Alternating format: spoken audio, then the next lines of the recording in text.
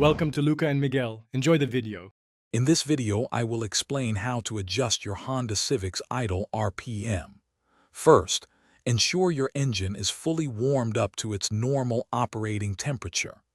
Next, locate the idle adjustment screw, typically found on the throttle body. You will also need a reliable tachometer to accurately monitor your engine's revolutions per minute during the adjustment process. Before you begin, gather your tools. A flathead screwdriver and a tachometer are essential.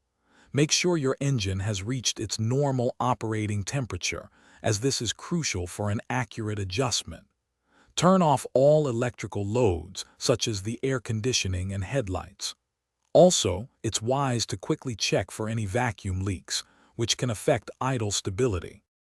With your engine running and the tachometer connected, locate the idle adjustment screw on the throttle body.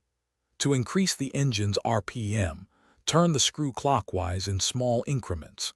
If you need to decrease the RPM, turn the screw counterclockwise.